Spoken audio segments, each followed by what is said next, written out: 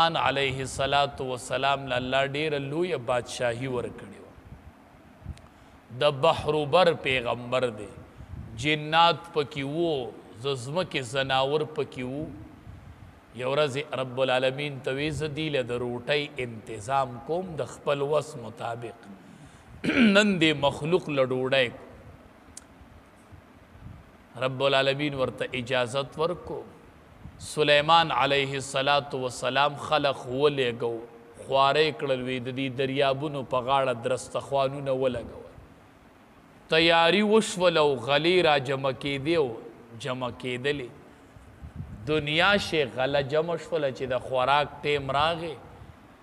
نو وی د سمندر نه یو زناور رووته چې یوه نوڼۍ کړله نو خوراک لاړ ختم شو وی الله تبارک وتعالی ته وی چې یا الله نن دی مخلوق ته وسپارلم نو وږې پاتې شوم نن دی مخلوق ته وسپارلم نو وږې پاتې شوم نو دا دومره غټ غټ زناور چې په دریاب کې دی الله دیلم رزق ورکوي لکه تاسو بلی دی بعض ټیم کې اخبار کې راشي یو غټ مې وی دا خوړ راویستو خلق تماشو لراځي په میاشتو خلق ختمولی نشي چې هغه مې خوري نو چې د دې مې خوراک بسي چې دې په دریاب کې ګرځي هره ورځ ورله الله رزق ورکوي دا مرغۍ نه دي دا تشي ججوري سحر راوځي او ماښام ډکې ججوري واپس لاړ شي هیڅ څیز به تاسو نه لیدلی چې هغه به د رزق د لاسه مړ شوي دا غلطه خبره ده چې اولاد سیوا شي د رزق به څه کوو خلق وی آبادی سیوا کیږي سی چل بکیږي نو د نن نه مثال